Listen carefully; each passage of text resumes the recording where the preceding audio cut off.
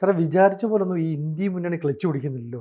മുന്നണിയുടെ മുകൾ തട്ടിലേക്ക് അല്ലെ നേതൃത്വത്തിലേക്ക് ഇനി മമതാ ബാനർജി വരുമോ? അതായത് ജഗൻമോഹൻ റെഡ്ഡി ഇല്ലേ, ആന്ധ്ര മുഖ്യമന്ത്രിയായിരുന്നേ.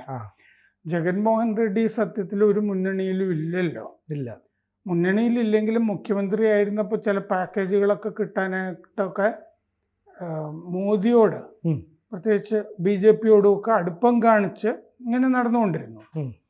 അപ്പോൾ അദ്ദേഹത്തിൻ്റെ സഹോദരി YS ശർമ്മിളയും ജഗൻമോഹൻ റെഡ്ഡിയും പരസ്പരം സംസാരിക്കില്ല. ഇപ്പോൾ കേസുമൊക്കെ ഉണ്ട്. കാരണം അവരുടെ കമ്പനികളിലെ കുറച്ച് ഓഹരികൾ അമ്മയ്ക്ക് കൊടുത്തിരുന്നു ഈ ജഗൻമോഹൻ റെഡ്ഡി. അത് അമ്മയിൽ നിന്ന് ഈ ശർമ്മിള പിടിച്ചു വാങ്ങിക്കുന്നു എന്ന് പറഞ്ഞിട്ട് ഇപ്പോൾ ശർമ്മിളയ്ക്കും അമ്മയ്ക്കും എതിരെ കോടതിയിൽ കേസൊക്കെ കൊടുത്തിട്ടുണ്ട് ജഗൻമോഹൻ റെഡ്ഡി. അങ്ങനെ തർക്കങ്ങളൊക്കെ നടക്കുന്നുണ്ട് അതായത് കുടുംബത്തിനുള്ളിൽ. അമ്മ ശർമ്മിളയുടെ കൂടെയാണ്. അമ്മയുടെ ഓഹരി അമ്മയ്ക്ക് ഇയാൾ കൊടുത്ത ഓഹരി അമ്മ സഹോദരി കൊടുത്തു എന്നൊക്കെ പറഞ്ഞിട്ട് അവിടെ വലിയ കോടതികളിൽ കേസൊക്കെ നടക്കുന്നതൊക്കെ ഇടയ്ക്ക് വായിക്കാറുണ്ട്.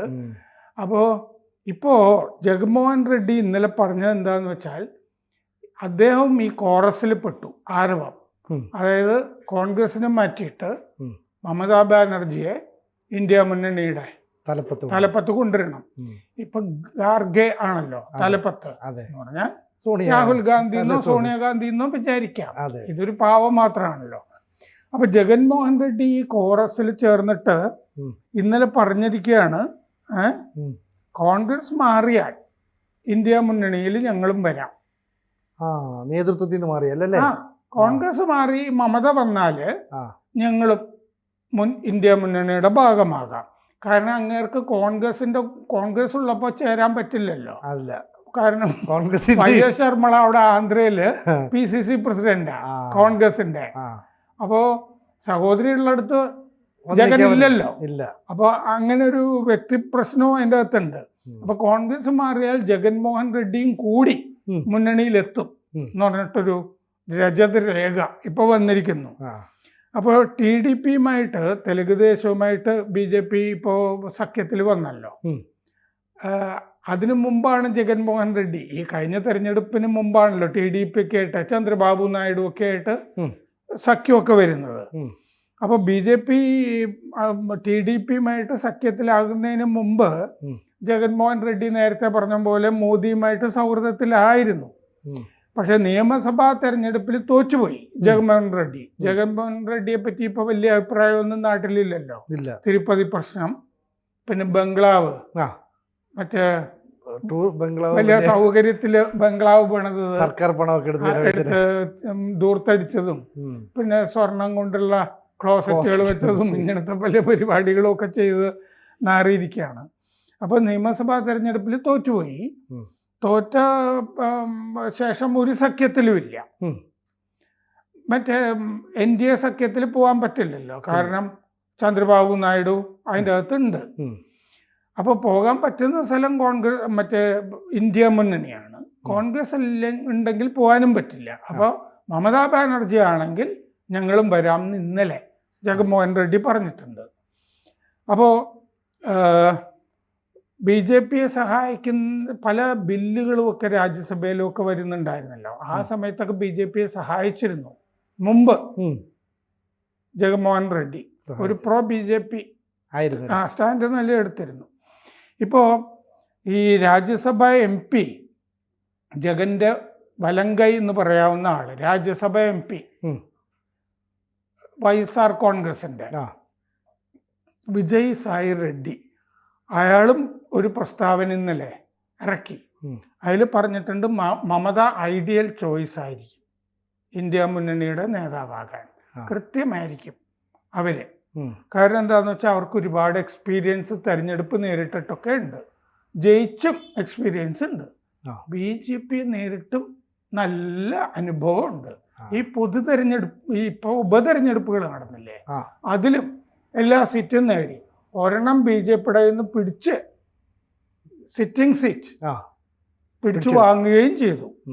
അപ്പോൾ 2023 ജൂണിലാണ് ഇപ്പോഴത്തെ ഇന്ത്യ മുന്നണി ഉണ്ടാവുന്നത്. BJPയെ ലോക്സഭാ തിരഞ്ഞെടുപ്പിൽ തോൽപ്പിക്കാമെന്നും പറഞ്ഞിട്ട്. പക്ഷേ മറ്റേ രാഹുൽ ഗാന്ധിക്ക് SP-യുടെ ഒക്കെ സഹായത്തോട് കൂടിയിട്ടാണല്ലോ UP-യിലൊക്കെ രക്ഷപ്പെട്ടത്. അതെ. പിന്നെ 1 ലക്ഷം രൂപ ആളുകൾക്ക് കൊടുക്കും എന്നൊക്കെ പറഞ്ഞിട്ട് ക്യാൻവാസ് മറ്റേ പ്രോനോട്ട് എഴുതി കൊടുക്കുകയൊക്കെ ചെയ്ത് അതുമൊക്കെ പുലിവാലായി. ഇപ്പോഴാണെങ്കിൽ ഹരിയാന, മഹാരാഷ്ട്ര, കശ്മീർ ഒന്നും ഒരു ഗുണം ഉണ്ടായില്ല. ഉപതെരഞ്ഞെടുപ്പിലും ഗുണമുണ്ടായില്ല. അപ്പോൾ നയിക്കാൻ കൊള്ളുകയില്ല എന്നുള്ള അനുഭവം ഉണ്ടായി. ഇതാണ് വിജയ് സായി റെഡ്ഡി. അപ്പോൾ ജഗൻമോഹൻ്റെ വലങ്കൈ വിജയ് സായി ഇവരൊക്കെ മമതയാണെങ്കിൽ ഞങ്ങൾ അപ്പോൾ ഒരാളെയും കൂടി കിട്ടുക മുന്നണിയിലേക്ക്. അപ്പോൾ അത് പോസിറ്റീവാണല്ലോ അവരെ സംബന്ധിച്ച്.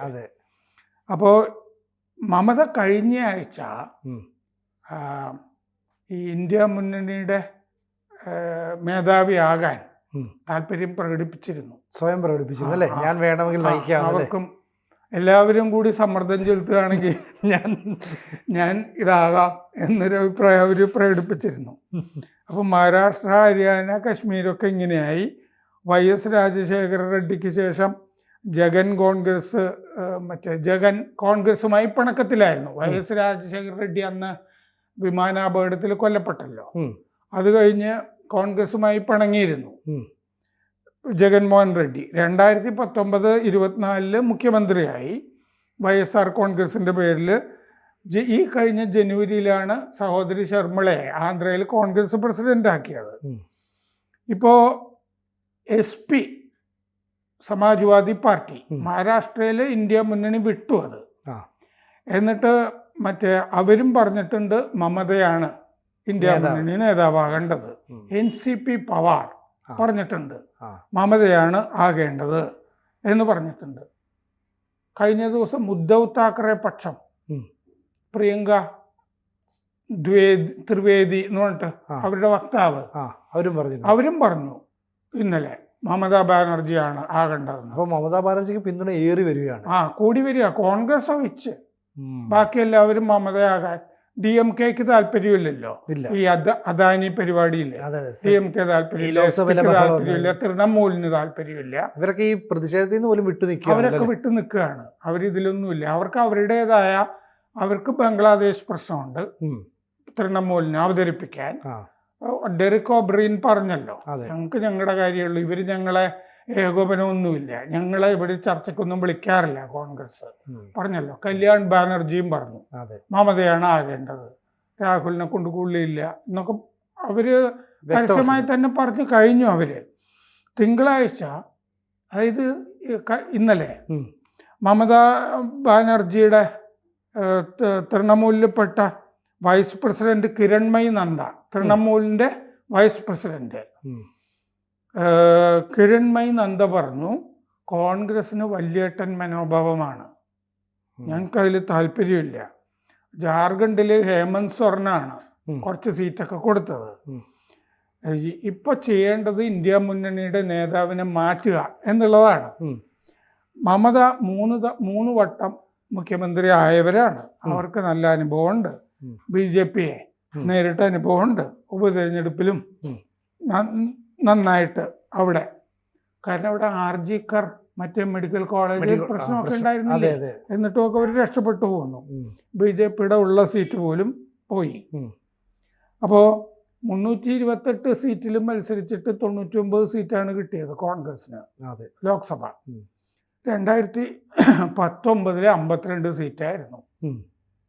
2014 44 കോൺഗ്രസിന്. ഇത്രയൊക്കെ ഉള്ളൂ. അപ്പോൾ വീണ്ടും പ്രതിസന്ധിയിലാണ് കോൺഗ്രസ് ഇപ്പോൾ.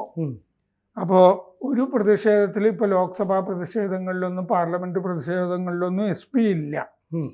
SP നേതാക്കൾക്ക് വേറൊരു പ്രശ്നമുണ്ട്. ലോക്സഭയിൽ ഇപ്പോൾ സമാജ്വാദി പാർട്ടി നേതാക്കളൊന്നും മുൻനിരയിലില്ല. സീറ്റ് അറേഞ്ച്മെന്റ് വന്നപ്പോൾ. അപ്പോൾ കോൺഗ്രസ് ആ കാര്യത്തിൽ മൗനം പാലിക്കുകയാണെന്നൊരു പരാതി അവർക്കുണ്ട്.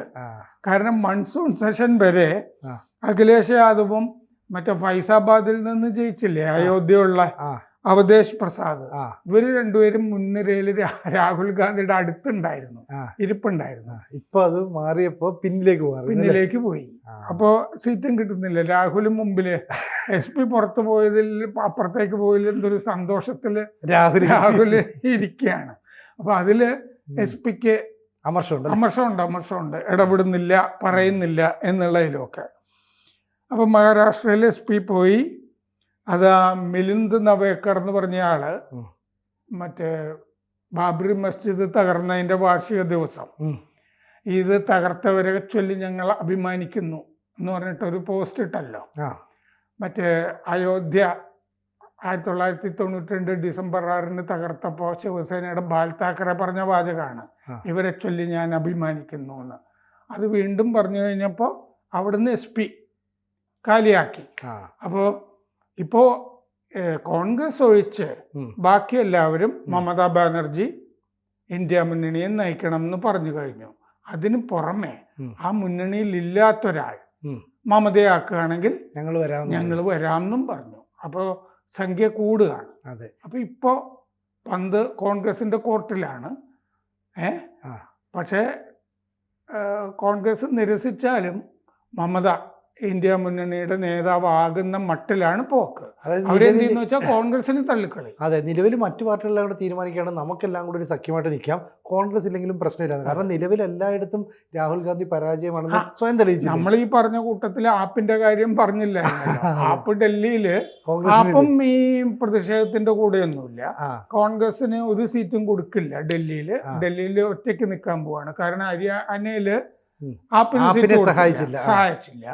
അപ്പോൾ ഒറ്റ സീറ്റും കൊടുക്കാൻ പോകുന്നില്ല. കഴിഞ്ഞ കുറെ തെരഞ്ഞെടുപ്പുകളായിട്ട് അവിടെ ഒരു സീറ്റും 3 തവണ മറ്റോ മുട്ട ഇട്ടതാണ്.